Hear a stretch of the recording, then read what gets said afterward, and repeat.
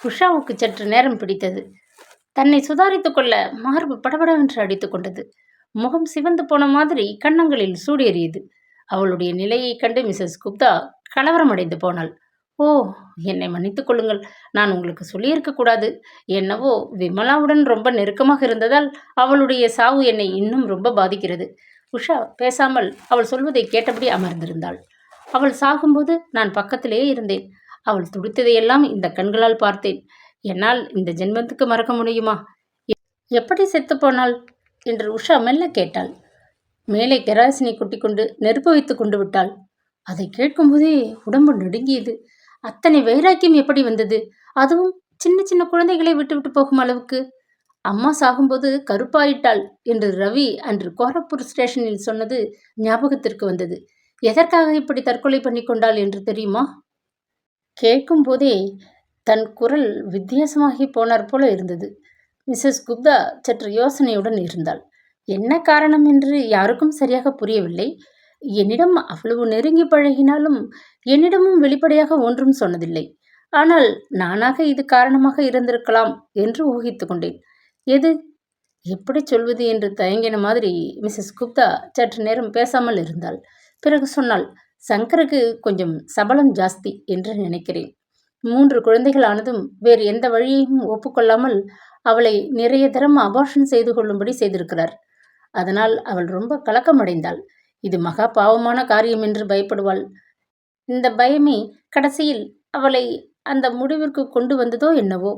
உஷா திக்பிரமை அடைந்து போய் உட்கார்ந்திருந்தாள். அவளுக்கு இந்த விஷயமெல்லாம் பெரிய அதிர்ச்சியாக இருந்தது. மிஸ்ஸஸ் குப்தாவால் எப்படி இப்படி யதார்த்தமாக இதை பற்றி எல்லாம் பேச முடிகிறது என்று வியப்பாக இருந்தது. மிஸ்ஸஸ் குப்தா மன்னிப்பு கேட்கிற மாதிரி சொன்னாள். உங்களுக்கு இந்த விஷயம் தெரிந்திருக்கட்டும் என்று சொன்னேன். நீங்கள் ஜாக்கிரதையாக இருக்கலாம் அல்லவா? உஷாவுக்கு பெரிதாக சிரிக்கலாமா என்று கூட ஒரு கணம் தோன்றியது. இப்படிப்பட்ட மனிதனுடன் தன் வாழ்வு இணைந்தது எப்படிப்பட்ட கேலி கூத்து என்று தோன்றிற்று. அவள் சுயநினைவு வந்த மாதிரி எழுந்தாள். மறுபடியும் மிஸ்ஸஸ் குப்தா ஆரம்பித்தாள். நான் சொல்லியிருக்க கூடாதோ என்னவோ. அதனால் பரவாயில்லை. எனக்கு தெரிய வேண்டியது நல்லதுதான். நீங்கள் சொல்கிற மாதிரி நான் எச்சரிக்கையாக இருக்கலாம். நான் வருகிறேன். நேரமாகிவிட்டது என்று உஷா கிளம்பினாள். வழி நெடுக மார்பு படபடுத்து கொண்டே இருந்தது. யார் கண்ணிலும் படாமல் வீட்டுக்கு போய் சேர்ந்தால் போதும் என்று தோன்றியது. வீட்டுக்கு வந்து சேர்ந்ததும் அவள் வீட்டு கதவை தாழிட்டாள். ஒரு டம்ளர் நீரை குடித்துவிட்டு அமர்கையில் இன்னும் படபடப்பு அடங்காத மாதிரி இருந்தது.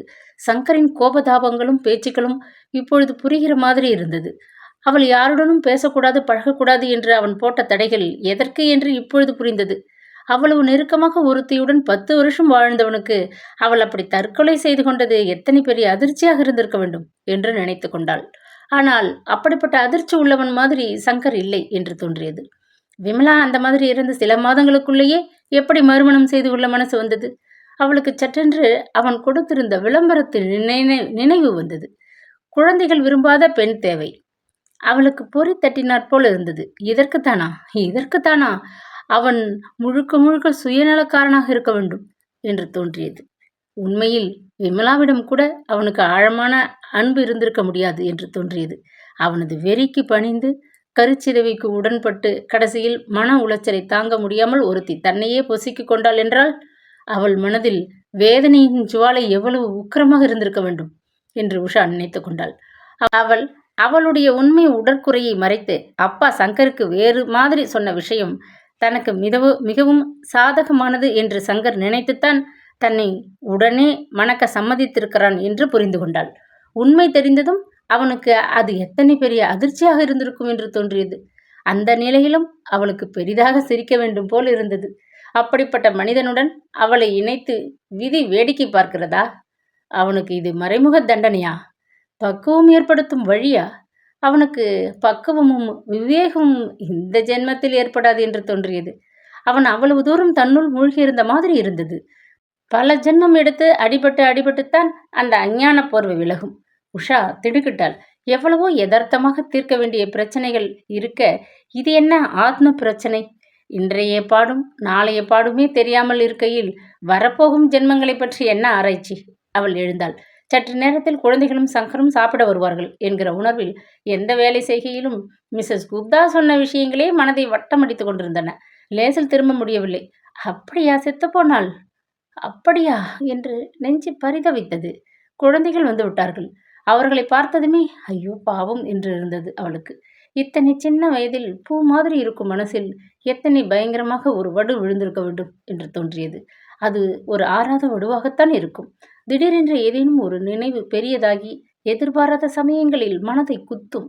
ஆயுசு உள்ளவரை அழகிய அம்மாவின் முகம், வித்யா சின்ஹா மாதிரி சிரிக்கும் முகம், கருகிப்போன முகத்தின் நினைவு மனதின் அடியில் புதைந்திருக்கும். அதனால்தான் இவர்கள் படிப்பில் கவனம் இல்லாமல் இருக்கிறார்களோ? வெளிப்பார்வைக்கு சாதாரணமாக சிரித்து விளையாடும் குழந்தைகளுக்கு படிக்க உட்காரும்போது, தனிமையில் விடப்படும்போது அம்மாவின் ஞாபகம் வந்து விடுகிறதோ? அவர்களது நெஞ்சின் ரணத்தை தன்னால் இயன்றவரை ஆற்ற வேண்டும் என்று தோன்றியது அவளுக்கு. அவர்களை எந்த விதத்தில் உற்சாகப்படுத்துவது? நல்ல தின்பண்டங்களை செய்து கொடுப்போம் என்றால் சங்கர் ஜாமானை அளந்து அளந்து செலவு செய்ய சொல்கிறான். உண்மையில் எல்லா ஜாமானும் 2 நாட்களில் தீர்ந்து போய்விடும் போல் இருந்தது. அவனிடம் அதை எப்படி சொல்வது என்று யோசனையாக இருந்தது. ஸ்கூலுக்கு போய்விட்டு வந்ததை பற்றி சங்கரிடம் சொல்வதா வேண்டாமா என்று கூட அவள் யோசித்தாள். சொன்னால் அவன் குழந்தைகள் அவளிடமிருந்து பிரிந்து விடாதா? இப்பொழுது சொல்ல வேண்டாம் என்று அவள் தீர்மானித்து கொண்டாள். அவளுக்கு ஆயாசமாக இருந்தது. சின்ன சின்ன விஷயங்களுக்கெல்லாம் எத்தனை யோசிக்க வேண்டியிருக்கிறது. சங்கர் வருவதற்குள் குழந்தைகளிடம் நயமாக சொல்லலாம் என்று அவள் ஆரம்பித்தாள். இன்னைக்கு உங்கள் டீச்சர்களை பார்த்தேன். ஹோம்ஒர்க் நிறைய கொடுக்கிறார்களாமே. நீங்கள் 2 பேரும் ஏன் எழுதிட்டு வரதில்லை? அவர்கள் தலையை குனிந்து கொண்டார்கள். பதிலே சொல்லவில்லை. சாதம் கூட உள்ளே போகாமல் கைகள் சாதத்தை துழாவிக் கொண்டிருந்தன. அவளுக்கு பரிதாபமாக இருந்தது. தன்னுடைய நல்லெண்ணத்தை இந்த குழந்தைகள் சந்தேகிக்க ஆரம்பித்து விடுமோ என்று யோசனையாக இருந்தது. அவள் அவசரமாக தொடர்ந்தாள். இனிமேல் தவறாமல் கொண்டு வாருங்கள். தெரியாததை நான் சொல்லித்தரேன். என்ன? குழந்தைகள் தலையை கூட ஆட்டவில்லை. நான் அப்பாவிடம் சொல்ல மாட்டேன், பயப்படாதீர்கள். ஏதோ நிழல் தட்டினார் போல் இருந்தது. அவள் தலையை நிமிர்த்தினாள். சங்கர் அறையின் வாசலில் நின்று கொண்டிருந்தான். அவளுக்கு நாக்கு உலர்ந்தது. அவன் அவளை தீவிரமாக பார்த்தபடி கேட்டான். என்ன சொல்ல மாட்டாய் என்னிடம்? அவள் தயங்கினாள். ஒன்றுமில்லை என்றாள் மெல்ல. என்ன ஒன்றுமில்லை? என்ன மறைக்கிறாய் என்னிடம்? குழந்தைகளை என்னிடமிருந்து பிரிக்கப் போகிறாயா? அட கிரகச்சாரமே என்றிருந்தது அவளுக்கு. அவள் சொல்வதெல்லாம் ஏன் தப்பாக போய்விடுகிறது இப்பொழுதெல்லாம்? நான் எதற்கு பிரிக்கணும்? எந்த வகையில் உதவலாம் என்று பார்க்கிறேன். எதற்கு எல்லாவற்றையும் தப்பாகவே எடுத்துக்கொள்கிறீர்கள்? ஓஹோ, நீ ரொம்ப நல்லவள்தான், எனக்கு தெரியும். என்ன சமாச்சாரம்னு சொல்லு. அவன் விடமாட்டான் போல் இருந்தது. சொன்னால் என்ன செய்வானோ என்று இருந்தது. நீங்கள் முதலில் சாப்பிடுங்களேன் என்றாள். குழந்தைகள் அதற்குள் ஸ்கூலுக்கு கிளம்பி விடுவார்கள் என்கிற எண்ணத்தில் அவனுக்கு சுரீரென்று கோபம் வந்தது. என்ன சுத்தி வலிக்கிறாய்? அவ்வளவு திமிர் அவனுக்கு என்றபடி அவளுடைய மயிரை முரட்டுத்தனமாக பிடித்தான். குழந்தைகள் எதிரில் ஏதாவது ரசபாசமாக போகிறது என்கிற பயத்தில் அவள் மெல்லச் சொன்னாள் விஷயத்தை. அவனுடைய முகம் ஜுஜுவு என்று ஆயிற்று. என்னிடமிருந்து இதையேன் மறைக்க வேண்டும்? நீங்கள் அவர்களை அடிப்பீர்களோ என்று பயமாக இருந்தது. ஓஹோ, என்னை விட உனக்கு அவர்கள் மேல் கரிசனம் வந்துவிட்டதா? நான் அவர்களை அடிப்பேன், ஒத்துவேன். அது என் இஷ்டம். நீ யார் கேட்க? என்றபடி அவன் மூர்க்கத்தனமாக பாதி சாப்பிட்டு பிரமிப்புடன் உட்கார்ந்திருந்த குழந்தைகளை போட்டு அடித்தான். அவள் பதறி போனாள். அவன் அடிகளை தடுக்கிற மாதிரி குழந்தைகளை அணைத்து கொண்டாள். அவள் கையிலும் தோளிலும் முதுகிலும் அவன் கொடுத்த அடி விழுந்தது. அவன் தன் ஆத்திரம் தீரும் வரை அடித்தான். பிறகு சாப்பிடாமலேயே வெளியே போனான். அவனுடைய கோபத்துக்கும் அடிகளுக்கும் பழகிப்போன மாதிரி குழந்தைகள் மௌனமாக விசும்பினார்கள். அவளுக்கு மிக துக்கமாக இருந்தது. அவர்களது முதுகை மென்மையாக வருடியபடியே அவள் அழாதீர்கள் குழந்தைகளா என்றாள். அவர்கள் அவளது கையை வெடுக்கென்று உதறினார்கள். அவளுக்கு அதிர்ச்சியாக இருந்தது. அவர்களுக்கு கிடைத்த அடிக்கு அவள்தான் காரணம் என்று அவர்கள் நினைப்பது அவளுக்கு புரிந்தது. அவள் தோற்று போனவள் மாதிரி எழுந்தாள்.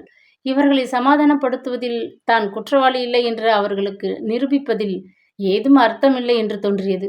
அவள் அடுத்த அறைக்கு சென்று நாற்காலியில் உட்கார்ந்து கொண்டாள். சற்று நேரத்தில் குழந்தைகள் பையை தூக்கி கொண்டு ஸ்கூலுக்கு கிளம்பினார்கள். அவளை திரும்பி கூட பார்க்காமல் நடந்தார்கள். வாஸ்தவத்தில் தான் அங்கு அனாதை என்று அவளுக்கு தோன்றியது. ஒருவித மனச்சோர்வுடன் அவள் சமையல் அறைக்கு சென்றாள். குழந்தைகள் சாப்பாட்டை அப்படியே தட்டில் விட்டுவிட்டு போயிருந்தார்கள். அவள் எல்லாவற்றையும் திரட்டி கொல்லையில் கொண்டு போய் எரிந்துவிட்டு வந்தாள். பசி வயிற்றை கிண்டியது. சங்கருக்காக காத்திருக்க வேண்டாமா என்று தோன்றியது. அடுத்த கணமே அத்தகைய மனுஷனுக்கு அந்த அளவுக்கு மரியாதை கொடுப்பது கூட அபத்தம் என்று தோன்றியது.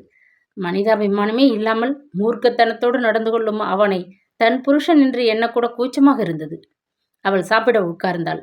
வயிறு பசித்தாலும் அன்றைக்கு ஏற்பட்ட அனுபவங்களினால் சாப்பாடு உள்ளே இறங்கவில்லை. அவள் பேருக்கு ஏதோ விழுங்கிவிட்டு எழுந்திருந்தாள். தலை விண் விண் என்று வலித்தது. தலைவலி மாத்திரை ஒன்றை விழுங்கிவிட்டு அவள் படுத்துக்கொண்டாள். எதை பற்றியும் யோசனை செய்யவே பிடிக்கவில்லை. யோசனையே செய்யாமல், பாதிப்புகளே இல்லாமல் ஆற்றோடு போகிற துரும்பு மாதிரி தானும் வாழ்வின் சாகரத்தில் மிதக்க வேண்டும் போல் இருந்தது. இல்லாவிட்டால் விமலா மாதிரி தானும் ஏதேனும் முடிவு எடுத்து விடுவோமோ என்று பயமாகவும் இருந்தது. விமலாவின் மரணத்துக்கு காரணம் சங்கர் தான் என்கிற எண்ணமும், வாஸ்தவத்தில் அவன்தான் கொலையாளி என்கிற எண்ணமும் மனசை வியாபித்தது. இவ்வளவெல்லாம் நடந்த பிறகும் அவனே எல்லா நிகழ்ச்சிகளுக்கும் காரணகர்த்தாவாக இருந்தும் அதை எதையும் உணராதவன் மாதிரி அவன் வளைய வருவதும் கோபப்படுவதும் அவளுக்கு ஆச்சரியமாக இருந்தது. எந்தவித பச்சாதாபமும் இல்லாதவனாக இருப்பவன் மிகப்பெரிய சுயநலவாதியாக இருக்க வேண்டும் என்று தோன்றியது. இவனோடு போராடுகிற ஒவ்வொரு நாளும் அவளுக்கு மனித இனத்தின் மேல் இருந்த நம்பிக்கையே குறைகிற மாதிரி இருந்தது. அவள் வெகுநேரம் தனது சிந்தனைகளில் ஆழ்ந்தபடி கடைசியில் உறங்கி போனாள். யாரோ பலமாக கதவை தட்டும் சப்தம் கேட்டு அவள் வாரி சுருட்டி கொண்டு எழுந்தாள். கதவை திறக்கையில் சங்கர் நின்று கொண்டிருந்தான். என்ன பட்ட பகலில் தூக்கம் என்று கடுகெடுத்தபடி உள்ளே நுழைந்தான். பெட்டியை திறந்து பேங்க் பாஸ் புத்தகம் ஒன்றை எடுத்துக்கொண்டான். போட்டுக்கொண்டிருந்த சட்டையை கழற்றி விட்டு வேறு ஒன்றை மாட்டிக்கொண்டான். கழற்றின சட்டையை தோய்த்துவிடு என்று சொல்லிவிட்டு அவன் கிளம்புகையில் அவள் நினைவுக்கு வந்தவள் மாதிரி, சாப்பிடவில்லையா என்று கேட்டாள். இல்லை என்றபடி அவன் திரும்பி பார்க்காமல் நடந்தான். அவள் ஒன்றும் சொல்லாமல் முகம் கழுவச் சென்றாள். தலை இன்னும் வலித்து கொண்டுதான் இருந்தது. அவள் ஒரு கோப்பை தேநீர் செய்து சாப்பிட்டு விட்டு துணி துவைப்பதற்கு எடுத்து சென்றாள். அந்த சட்டையுடன் வேறு சில துணிகளையும் எடுத்துக்கொண்டு கொல்லைப்புறம் சென்றாள். துணிகளை எல்லாம் சோப்பு தூளில் நனைக்கும்பொழுது ஒரு காகிதம் அந்த ஷர்ட் பாக்கெட்டுக்குள் இருப்பது தெரிந்தது. அந்த காகிதத்தை அவள் வெளியில் எடுக்கையில் அவள் இதயம் ஒரு கணம் நின்றுவிட்ட மாதிரி இருந்தது. நெற்றியில் குப்பென்று வியர்த்தது. அதை அவசரமாக பிரிக்கையில் கையில் நடுங்கின. அவள் படிக்க ஆரம்பிக்கையில், என்ன பெகன்ஜி, உடம்பு சரியாகவில்லையா என்று குரல் கேட்டு அவள் திடுக்கிட்டு நிமிர்ந்து பார்த்தாள். மிஸ்ஸஸ் மல்கோத்ரா நின்றிருந்தாள். இவள் ஏன் இப்படி சமய சந்தர்ப்பம் இல்லாமல் வந்து நிற்கிறாள் என்று உஷாவுக்கு சலிப்பாக வந்தது. கடிதம் கையிலும் நெஞ்சிலும் படபடத்தது. இவள் எப்பொழுது போவாள்? அவள் தன் கலவரத்தை மறைத்து கொண்டு ஒன்றுமில்லையே என்றாள். இல்லை இல்லை, உங்களுக்கு என்னவோ உடம்பு சரியாக இல்லை, முகத்தை பார்த்தாலே தெரிகிறது. இதேதடா வம்பாய் போயிற்று என்று இருந்தது உஷாவுக்கு. ஒன்றுமில்லை, லேசாக தலை வலிக்கிறது. நான் ஒரு கப் சூடா டீ போட்டு தரேன், சாப்பிடுங்கள். வேண்டாம், இப்பொழுதுதான் டீ போட்டு குடித்தேன், அதுவே வயிற்றை புரட்டுகிறது. மிஸ்ஸஸ் மல்கோத்ரா ஒரு நமுட்டு சிரிப்பு சிரித்தாள். அப்படியானால் வேறு ஏதாவது காரணமாக இருக்கப் போகிறது. உஷா விழித்தாள். ஏற்கனவே 3 குழந்தைகள், ஜாக்கிரதையாக இருங்கள் என்று விட்டு தான் சொன்னதை தானே ரசித்து பெரிதாக சிரித்தாள். உஷாவுக்கு குப்பென்று முகம் சிவந்தது. இந்த அசட்டு பெண்மணி எப்பொழுது போவாள் என்று இருந்தது. அந்த கடிதத்தை படிப்பதற்குள் சங்கர் வந்து விட்டால் என்ன செய்வது என்று இருந்தது. இவளுக்கு பதில் சொல்ல வேண்டும் என்கிற நினைப்பில் அதெல்லாம் ஒன்றுமில்லை என்றாள். இப்படித்தான் ஒன்றுமில்லை என்று அந்த மிஸ்ஸஸ் ராஜன் என்ன செய்தால் தெரியுமோ என்று ஆரம்பித்தாள் மிஸ்ஸஸ் மல்கோத்ரா. ஆண்டவனே, இவள் எப்பொழுது போவாள்? மிஸ்ஸஸ் மல்கோத்ரா அந்த மிஸ்ஸஸ் ராஜனின் கதையை முடித்துவிட்டுத்தான் அந்தண்டை நகர்ந்தாள். உஷா அவசரமாக வீட்டுக்குள் நுழைந்து தாழ்பால் போட்டுக்கொண்டாள். கடிதத்தை நடுங்கும் கைகளுடன் பிரிக்கையிலேயே கண்களில் நீர் முட்டி நின்றது. கடிதத்தை பிரிப்பதற்குள் உஷாவின் கைகள் நடுங்கின. கண்களை நிறைத்த நீர் வாசகங்களை மறைத்தன. அவள் கண்களை அழுத்தி துடைத்து கொண்டு கடிதத்தை படித்தாள். அவளுக்கு பழக்கமான அப்பாவின் முத்து முத்தான கையெழுத்து கடிதத்தில் ஓடியது. அன்புள்ள சங்கர், உன் கடிதம் கிடைத்தது. உஷாவிடமிருந்து இதுவரை ஒரு கடிதமும் வராமல் இருப்பது மிகவும் ஆச்சரியமாகவும் கவலையாகவும் இருக்கிறது. சௌகியமாக இருக்கிறாளா? நான் உன்னை ஏமாற்றி அவளை உன் தலையில் கட்டிவிட்டேன் என்று கோபமாக எழுதியிருக்கிறாய். ஏமாற்ற வேண்டும் என்பது என் எண்ணமில்லை. எனக்கு பிறகு அவளுக்கு துணைக்கு ஒரு ஆண்மகன் தேவை என்கிற ஒரு பலவீன எண்ணத்தில் நான் செயல்பட்டேன் என்பது உண்மைதான். நீ ஒரு கண்ணியமான ஆண்மகன் என்கிற எண்ணத்தில் நான் அசட்டுத்தனமாக நடந்து கொண்டு விட்டேன். உஷாவுக்கு வாஸ்தவத்தில் இந்த திருமணத்தில் விருப்பமே இல்லை. நான் விஷயத்தை மறைத்ததும் அவளுக்கு தெரியாது. தயவுசெய்து அவளை நன்றாக பார்த்துக்கொள். உஷா உன்னிடம் வந்திருக்கும் பொன் முட்டையிடும் வாத்து என்று சொல்லி மேலும் பணம் கேட்டிருக்கிறாய். என்னால் அடுத்த மாதம்தான் பணம் அனுப்ப இயலும். உஷா உண்மையிலேயே ஒரு பொன் வாத்து என்று உனக்கு தெரியாது. அவளைப் போல ஒரு குணவதியை நீ பார்க்க முடியாது. மாதம் உனக்கு ஆயிரக்கணக்கில் சம்பாதித்து தரக்கூடிய அளவு படிப்பும் அறிவும் அவளுக்கு இருக்கிறது. இயற்கை அவளுக்கு இழைத்துவிட்ட அநீதியை நீ பெரிய மனது பண்ணி பொருட்படுத்தாமல் இருக்க வேண்டும் என்று கேட்டுக்கொள்கிறேன். கடிதத்தை படித்து முடித்ததும் உஷாவுக்கு வாய்விட்டு அழ வேண்டும் போல் இருந்தது. அப்பாவின் மேல் கோபம் வராமல் எப்படி தனக்கு துயரம் மட்டும் வருகிறது என்று அவள் நினைத்து கொண்டாள். அப்பா செய்தது மிகப்பெரிய அநியாயமாக இருந்தாலும் அது இப்பொழுது அநியாயமாக தோன்றாமல் அப்பாவித்தனமாக, அசட்டுத்தனமாக அவளுக்கு தோன்றுகிற மாதிரி இருந்தது. அப்பாவுக்கு அவள் மேல் இருந்த பாசத்தில் தனக்கு வந்த ஹார்ட் அட்டாக்கினால் ஏற்பட்ட அசட்டு பயத்தின் கற்பனைகளில் சிந்தனை திறனையே செயலிழந்து போன மாதிரி இருந்தது. அவளுடைய சிந்தனை திறமையல்லவா மழுங்கிவிட்ட மாதிரி இருக்கிறது. மாதம் ஆயிரக்கணக்கில் சம்பாதித்து தரக்கூடிய அறிவும் படிப்பும் அவளுக்கு இருக்கிறது என்று அப்பா எழுதியிருப்பதை நினைத்து பார்த்து கொண்டாள். அவளுக்கு அதில் இப்பொழுது நம்பிக்கை போய்விட்ட மாதிரி இருந்தது. 10 அடி அகல அறையில் வசித்து கொண்டு அடுத்த வேலைக்கு என்ன சமையல், அதிக செலவில்லாத ருசியான சமையல் எது என்று யோசித்துக்கொண்டு அக்கம் பக்கத்து பெண்கள் பேசும் சுவாரஸ்யமற்ற எரிச்சல் மூட்டும் வம்பு பேச்சை கேட்டுக்கொண்டு கேவலம் பெற்ற தந்தையிடமிருந்து வந்திருக்கும் கடிதத்தை கூட நிச்சிந்தையாக படிக்க முடியாதவளாய், ஒரு கோழையாய் கண்ணீர் சிந்திக்கொண்டு அவளுடைய அறிவும் படிப்பும் எங்கே போயிற்று? முராதாபாதிலே தங்கிவிட்ட மாதிரி இருந்தது.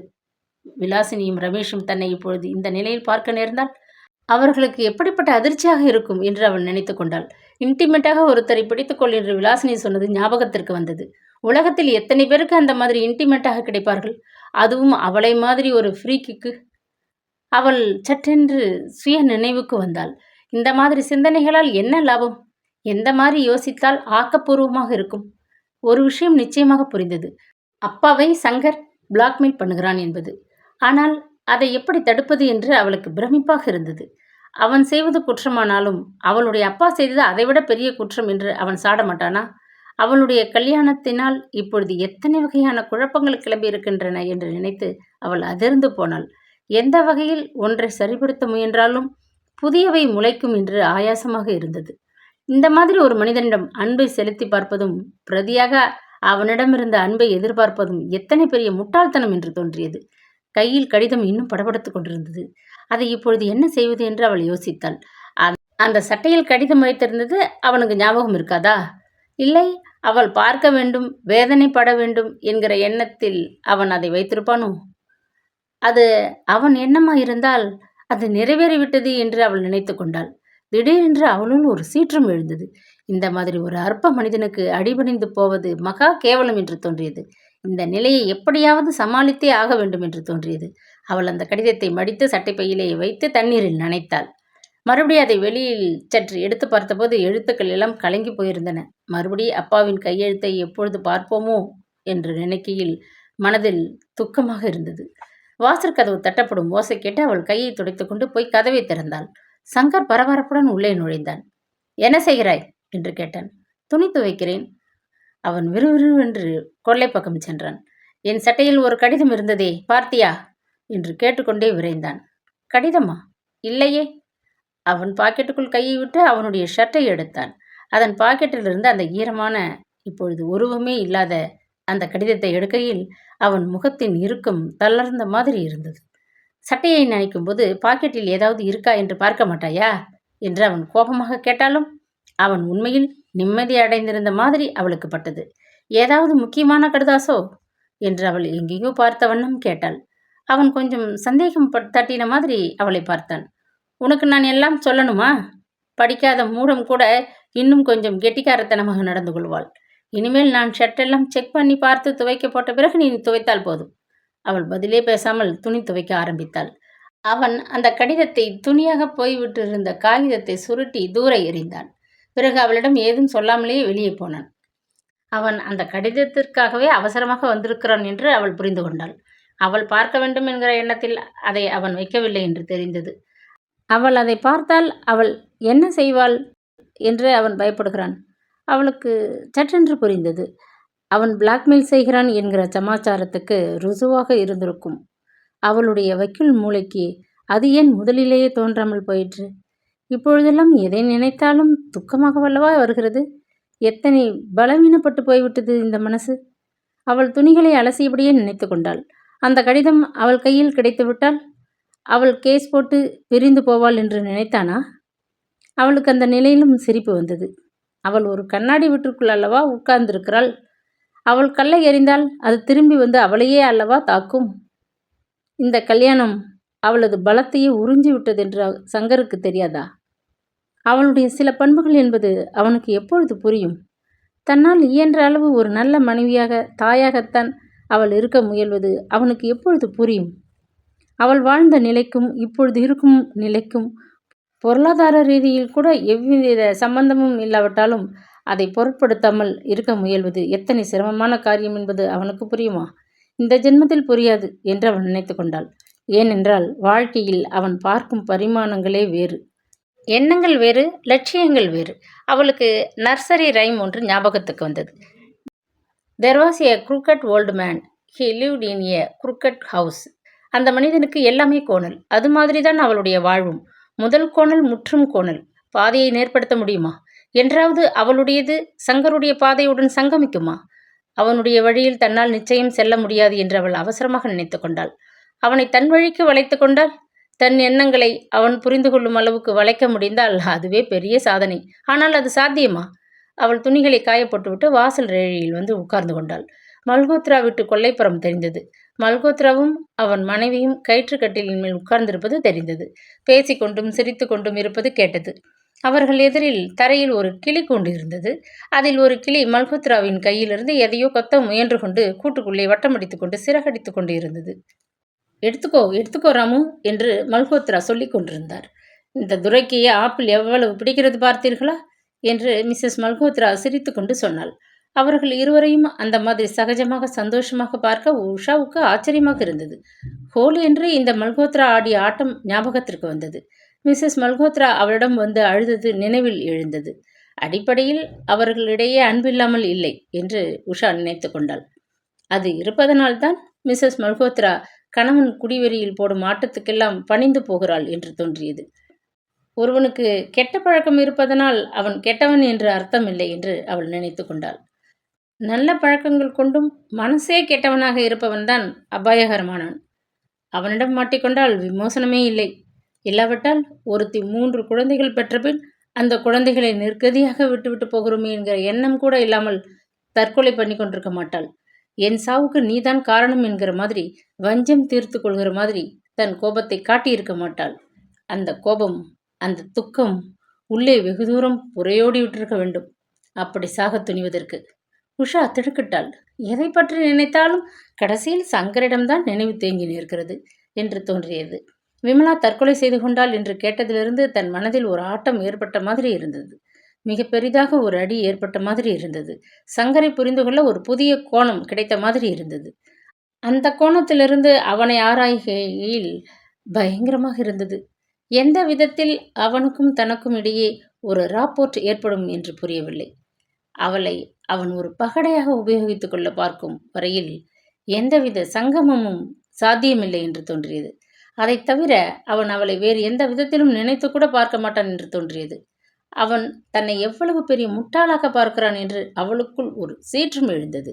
யாருடனும் கடித தொடர்பு வைத்துக்கொள்ள முடியாமல், வருகிற கடிதங்களை அவளுக்கு காட்டாமல் சிறையில் வைத்திருக்கிற மாதிரி. அவன் நேபாளத்தில் ஒரு சிற்றூரில் இருப்பது எத்தனை சௌகரியமாக போய்விட்டது அவனுக்கு. இது மாத்திரம் இந்தியாவாக இருந்தால் அவளுக்கு யோசனையே இருந்திருக்காது. இந்த சிக்கலை விடுவிப்பது எப்படி என்று அவளுக்கு யோசனையாக இருந்தது. அவன் மேலும் மேலும் அப்பாவிடமிருந்து பணம் கறக்காமல் இருப்பதற்கு என்ன வழி என்று அவள் தீவிரமாக சிந்திக்க ஆரம்பித்தாள். அவனிடம் நல்ல வார்த்தை பேசி நியாய தர்மங்களை எடுத்துச் சொல்லி தர்க்க ரீதியாக ஏதும் தீர்வு காண முடியாது என்று தோன்றியது. பெண் என்றால், மனைவி என்றால் அவன் வைத்திருப்பது ஒரே அர்த்தம்தான் என்று புரிந்த அவள் எந்த பலத்தில் அவனை தன்வசப்படுத்துவாள் அல்லது ஜெயிப்பாள்? அவளுக்கு சற்றென்று ரமேஷின் ஞாபகம் வந்தது. நான் ஒரு நண்பன் இருக்கிறேன் என்பதை மறக்காதீர்கள் என்று இப்பொழுது எதிரில் நின்று கொண்டு சொல்கிற மாதிரி இருந்தது. திடீரென்று அவனுடைய தோழமைக்கு தான் மிகவும் ஏங்குகிற மாதிரி இருந்தது அவளுக்கு. அவள் மாதிரியே நினைப்பவன், அவள் பாஷையை புரிந்து கொள்பவன், இருவருக்கும் இடையே எத்தகைய நெருக்கம் இருந்தது என்று அவள் நினைத்து கொண்டாள். கடைசியில் அவனும் அவளிடமிருந்து விலகி போக வேண்டி வந்தது. அவளுக்கு வருத்தமாக இருந்தது. என்றைக்காவது என் மனதில் இருப்பதை யாரிடமாவது சொல்ல வேண்டும் என்று இருந்தால் உங்களிடம்தான் நான் சொல்வேன் ரமேஷ் என்று அன்றைக்கு அவனிடம் சொன்னது அவள் நினைவுக்கு வந்தது. இப்பொழுது அவனுக்கு எழுதினால் என்ன என்று தோன்றியது. தன்னுடைய உண்மை கதையை சொல்லி அவள் மாட்டிக்கொண்டிருக்கும் இக்கட்டை பற்றியும் சொன்னால் என்ன?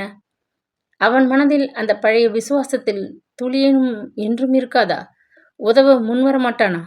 ஏதேனும் உபாயம் சொல்ல மாட்டானா?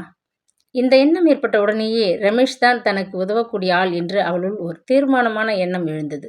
அவன் அவளுக்கு பதில் எழுதினால் அந்த கடிதம் தன் கைக்கு வந்து சேராதே என்று நினைவுக்கு வந்தது. இங்கே ஆபீஸ் விலாசத்தை தவிர வேறு விலாசம் கொடுக்க வழியே இல்லை. அவன் கடிதம் நிச்சயம் சங்கர் கைக்கு சென்று அதை அவன் படித்து இன்னும் விபரீதமாகும் என்று தோன்றியது. அதனால் ரமேஷை பதிலே போடாமல் ஆக வேண்டிய வேலையை பார்க்கும்படி கேட்டுக்கொள்ள வேண்டும் என்று நினைத்து கொண்டாள். தன் புருஷனை பற்றி வேறு ஒருவனுக்கு எழுதுவது மகா கேவலம் மாதிரி இருந்தது. ஆனால் தன்னை மாதிரி ஒரு இக்கட்டில் மாட்டிக்கொண்டிருப்பவளுக்கு சென்டிமீட்டர்ஸ் என்பதற்கு அர்த்தமே இல்லை என்றும் தோன்றியது. அவள் மனதில் எழுந்த தீர்மானத்துடன் அவள் கதவை தாழ் போட்டுவிட்டு கடிதத்தை எழுத ஆரம்பித்தாள். அன்புள்ள ரமேஷ் என்று எழுத ஆரம்பிக்கையில் தொண்டையை அடைத்த மாதிரி இருந்தது. கண்களில் நீர் திரையிட்டது. அவனுடைய ஆர்வமிக்க பார்வை ஞாபகத்திற்கு வந்தது. அவனுடைய ஏக்க பெருமூச்சுகளும் காதல் பேசும் விழிகளும் நெஞ்சில் புரண்டு எழுந்தன. அவனுக்கு தன் ரகசியத்தை எழுதுவதா என்று நெஞ்சம் உள்ளுக்குள் சுருங்கி கொண்டது. ஐயோ பாவம் என்று அவன் பச்சாதாபப்பட்டால் அதை தன்னால் தாங்கிக் கொள்ள முடியுமா என்று பயமாகவும் இருந்தது. அவள் பல வகையாக குழம்பிவிட்டு கடிதத்தை எழுத ஆரம்பித்தாள். கடிதம் விரிகையில் அவளுடைய மனசே விரிகிற மாதிரி இருந்தது. அவளுடைய இழப்பும் குறையும் தாபங்களும் மன போராட்டங்களும் கல்யாணத்தில் நிர்பந்தமும் அதன் விளைவுகளும் அடக்கி வைத்த பிரவாகம் உடைபட்டு போனார் போல் பேரிட்டு கொண்டு வந்தது. கடிதத்தை எழுதி முடித்தவுடன் ஒரு பெரிய பாரத்தை இறக்கி வைத்த மாதிரி இருந்தது. விலாசத்தை எழுதிவிட்டு அவள் அதை தபால் பெட்டியில் போட யாரிடம் கொடுக்கலாம் என்று யோசனை செய்தபடி வாசலுக்கு வந்தாள். சங்கர் வீட்டை நோக்கி வந்து கொண்டிருந்தான். உஷா கலவரத்துடன் கடிதத்தை சட்டென்று மறைத்து கொண்டாள். இவன் முகத்தை பார்த்தாலே தான் இப்படி பயந்து போவதை நினைத்து அவளுக்கு அவமானமாக இருந்தது. எங்கிருந்து வந்தது இந்த பலவீனம்? இதை எப்படி போக்குவது? சங்கர் அவளை கவனிக்காத மாதிரி உள்ளே நுழைந்தான். அவள் டீ போட ஸ்டவ் மூட்டினாள். அவள் தயாரித்து கொடுத்த டீயை அவன் பேசாமல் வாங்கி குடித்தான். வாசலில் குரல் கேட்டது. பெண்ணின் குரல் மாதிரி இருந்தது. உஷா வெளியில் வந்து பார்த்தாள். சீஷ்மா நின்றிருந்தாள். பெயருக்கு துப்பட்டா கழுத்தை வளைத்து கொண்டிருந்தது. உடலின் வளைவுகள் அந்த மெல்லிய கமீஸில் துல்லியமாக தெரிந்தது. சங்கர் இருக்கிறான் என்கிற நினைப்பில் உஷாவுக்கு கூச்சமாக இருந்தது. வா சீஷ்மா, என்ன சமாச்சாரம் என்றாள். ஒன்றுமில்லை ஆண்டி, சும்மா வந்தேன். ரொம்ப போர் அடித்தது. அங்கிள் இன்னும் வரலையா என்றால் உள்பக்கம் பார்த்து கொண்டே. இவள் சங்கர் நுழைவதை பார்த்துவிட்டுத்தான் வந்திருக்கிறாள் என்று உஷாவின் உள்ளுணர்வுக்கு தோன்றிற்று. வந்துவிட்டார். ஆனால் அதனால் என்ன? அப்ப நான் இன்னொரு நாள் வரேன் ஆண்டி. அதற்குள் சங்கரே வந்து விட்டான். நான் இருந்தால் என்ன, உள்ளே வா, நீ சின்ன பெண்தானே என்று சிரித்தான். அவன் அந்த சின்ன பெண்ணை மேலிருந்து கீழ் வரை ஆராய்வதை உஷா கவனித்தாள். தயங்குவது போல் கிளம்பிய சீஷ்மா உள்ளே நுழைந்தாள். உட்கார் உட்கார் என்றபடியே சங்கர் வந்து உட்கார்ந்தான். ரொம்பவும் கூச்சப்படுபவள் போல் சீஷ்மா உட்கார்ந்து கொண்டாள். சங்கர் அவளை ஆர்வத்துடன் பார்த்து கொண்டே அவளை பற்றி விசாரிக்க ஆரம்பித்தான். வீட்டை பற்றி, படிப்பை பற்றி, ஊரை பற்றி. சீஷ்மா உஷா இருக்கிற உணர்வே இல்லாதவள் மாதிரி சங்கருடன் பேசிக் கொண்டிருந்தாள். வாஸ்தவத்தில் அவள் அவனை பார்க்கத்தான் வந்திருக்கிறாள் என்று உஷா புரிந்து கொண்டாள். உஷா, சீஷ்மாவுக்கு டீ போட்டு கொடு என்றான் சங்கர். வேண்டாம் வேண்டாம், நான் குடித்து விட்டுத்தான் வந்தேன். பரவாயில்லை, இங்கேயும் குடிக்கலாம். உஷா டீ ஒன்றுதான் நன்றாக செய்வாள் என்று கண்ணை சிமிட்டி கொண்டு சிரித்தான் சங்கர். உஷா எழுந்து உள்ளே போனாள். அவளுக்கு ஆத்திரம் பற்றி கொண்டு வந்தது. அவன் அப்படி பல்லை இழைத்து கொண்டு பேசுவது அவமானமாக இருந்தது. இந்த பெண்ணும் தான் ஏன் இப்படி இருக்கிறாள்? மான வெக்கம் எதுவும் இல்லாமல். இந்த ஆரம்பமே நல்லதற்கில்லை என்று தோன்றியது. அவள் ஏதேனும் சொல்லப்போனால் சங்கர் ஏதேனும் குத்தி காட்டாமல் இருக்க மாட்டான் என்று தோன்றியது. அவள் தன் உணர்ச்சிகளை அடக்கிக் கொண்டு டீயை கலந்து கொண்டு வந்தாள். சீஷ்மா டீயை குடித்த பிறகு சிறிது நேரம் பேசிக் கொண்டிருந்து விட்டு கிளம்பினாள். அவள் போன பிறகு சங்கர் கேட்டான், எப்படி இருக்கிறாள் பார்த்தியா, தலதலன்னு? அதற்கு பதில் சொல்வதே அசிங்கம் என்று தோன்றியது உஷாவுக்கு. அவள் பதில் பேசவில்லை. உனக்கு இந்த மாதிரி பெண்களை பார்த்தாலே ரொம்ப பொறாமை இல்லையா? அவள் திடுக்கிட்டாள். அது நிஜமாக இருக்குமோ? அதனால்தான் அவளுக்கு அப்படி ஆத்திரம் வருகிறதோ? எனக்கு பொறாமை இல்லை, வருத்தம், இப்படி அசடா இருக்கிறார்களே என்று. அவன் பெரிதாக சிரித்தான். இவர்களெல்லாம் அசடா இருப்பதால் பரவாயில்லை. உன்னை மாதிரி இருப்பவர்கள்தான் ஞானிகளாக இருக்க வேண்டும். வேறு வழி இல்லை. அவளுக்கு சுரீர் என்றது. முகம் சிவந்து போயினது. அவன் அவளை விடாமல் குத்தி குத்தி காட்டுவது கோபம் ஏற்படுத்தியது. அவள் நிதானமாக அவனை பார்த்தாள். உங்கள் விமலா அசடாகவும் இல்லாமல் ஞானியாகவும் இல்லாமல் இருந்ததனால்தான் அப்படி செத்து போனாள் இல்லையா? அவன் முகம் கருத்து போயிற்று. விகாரமாயிற்று.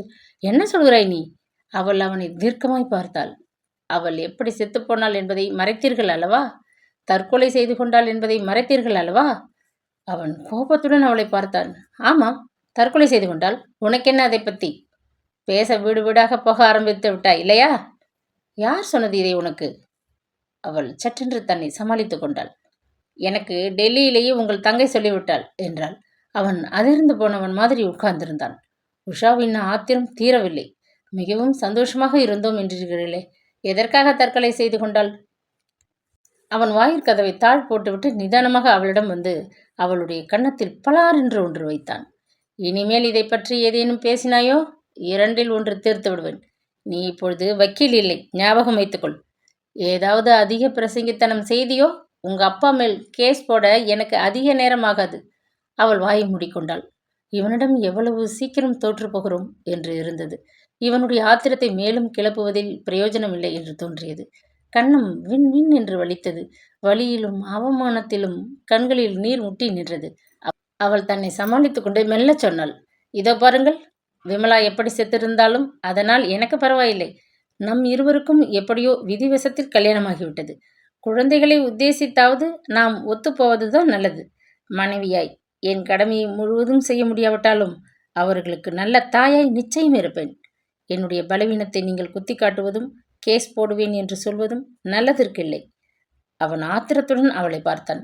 எனக்கு நீ உபதேசம் செய்ய வேண்டியதில்லை, தெரிந்ததா? விதிவசத்தால் இப்படி ஒரு கல்யாணமாகிவிட்டதென்றால் I now have to cash it to my advantage. இவனுக்கு பணவெறி உச்சந்தலைவரை ஏறி இருக்கிறது என்று அவளுக்கு புரிந்தது. அவளுக்கு ஆயாசமாக இருந்தது. நீங்கள் இப்படி பணத்தை பற்றியே பேசிக் கொண்டிருந்தீர்களானால் நமக்கு இந்த ஜென்மத்தில் ஒரு தோழமை ஏற்படாது. நான் பணத்தை பற்றி பேசாமல் இருக்கவும் மாட்டேன். உன்னுடைய தோழமையும் எனக்கு அவசியமில்லை. அவனுடைய நிர்தாட்சண்யமான பதிலை கேட்டு அவள் அதிர்ந்து போனாள். அவன் தொடர்ந்தான், நான் கேட்டிருக்கும் பணம் இந்த மாசத்துக்குள் உன்னுடைய அப்பா அனுப்பவில்லையானால் அவர் மேல் நிச்சயம் கேஸ் போட போகிறேன். ஏமாற்றி கல்யாணம் செய்து விட்டார் என்று. இது பிளாக்மெயில். அரசாங்க ஊழியராக இருந்து கொண்டு இப்படியெல்லாம் பேசுவது உங்களுக்கே நன்றாக இருக்கிறதா? அவன் அவளை பார்த்து எகத்தாளமாக சிரித்தான். எனக்கு உபதேசம் செய்ய உனக்கு எந்த விதமான ரைட்ஸும் இல்லை. வக்கீலா இருந்து கொண்டு உங்க அப்பாவின் ஏமாற்றலுக்கு உடந்தையாக இருந்தாயே, அது உனக்கு நன்றாக இருந்ததா? இவனோடு வாதாடி பிரயோஜனம் இல்லை என்று இருந்தது அவளுக்கு.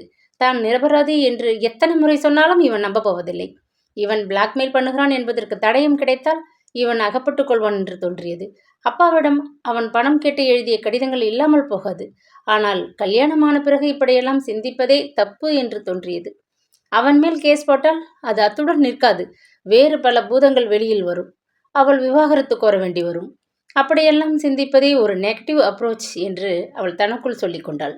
ஆக்கப்பூர்வமாக என்ன செய்வது? இவன் மனசை மாற்றுவது சாத்தியமா? உன்னுடைய தோழமை எனக்கு அவசியமில்லை என்கிறானே. அவ்வளவு நிர்தாட்சியமான இவனை தன் வசப்படுத்துவது சாத்தியமா? அவன் திடீரென்று நினைவுக்கு வந்தவன் போல் கேட்டான். ஆமாம், இவ்வளவு நாள் நான் கேட்காமலே இருந்தேன். நீ வேலையை விட்ட பிறகு கிராஜுவேட்டி ப்ராவிடன்ட் ஃபண்ட் எல்லாம் கிடைத்திருக்குமே, என்ன செய்தாய் அந்த பணத்தை எல்லாம்? உங்கள் அப்பன் ஏன் இப்படி மூக்கால் அழுகிறான்? அவளுக்கு தூக்கி வாரி போட்டது. தான் வேலையை ராஜினாமா செய்யவில்லை என்பதை இவனிடம் சொல்லவே இல்லை என்று ஞாபகம் வந்தது. நான் வேலையை இன்னும் ரிசைன் பண்ணவில்லை என்றாள் அவள் மெல்ல. என்னது என்றான் அவன் நம்ப முடியாமல். ஒரு சீற்றமும் அவன் முகத்தில் பரவுவதை அவள் உணர்ந்தாள். ரிசைன் செய்யவில்லையா? ஏன்? என்னவோ என்னுடைய சீனியர் வக்கீல் அப்படி அட்வைஸ் பண்ணினார். லீவும் நிறைய இருந்தது. கொஞ்ச நாள் லீவ் எடுத்துக்கொண்டு அப்புறம் ரிசைன் செய்யலாம் என்றார். பொய் சொல்கிறாய். அந்த பணத்தை உங்கள் அப்பனிடம் கொடுத்துவிட்டு இப்பொழுது நாடகமா மாடுகிறாய்? அவளுக்கு அவனை பார்க்க அசிங்கமாக இருந்தது. இவனா நம் புருஷன் என்று வேதனையாக இருந்தது. நீங்கள் என்னை நம்பவில்லையானால் நீங்களே போய் விசாரியுங்கள். அவன் ஆத்திரத்துடன் எழுந்தான். அவளுடைய தோள்களை பிடித்து உலுக்கினான். பின் எதுக்காக ரிசைன் பண்ணவில்லை? மறுபடியும் போய்விட வேண்டும் என்கிற எண்ணத்தினால் தானே? குழந்தைகளுக்கு தாயாக இருப்பேன் என்று நீ சொன்னதெல்லாம் வேஷம்தானே? அவள் சிரமத்துடன் தலையசைத்தாள். இல்லை, என்னை நம்புங்கள். அவசரப்பட்டு கொண்டு ஏன் கிளைம் பண்ணணும்? 2-3 மாதம் கழித்து கூட செய்து கொள்ளலாம். ஒன்றும் தப்பில்லை என்று சீனியர் சொன்னதால் நானும் பேசாமல் இருந்து விட்டேன். வேறு ஒன்றும் காரணமில்லை.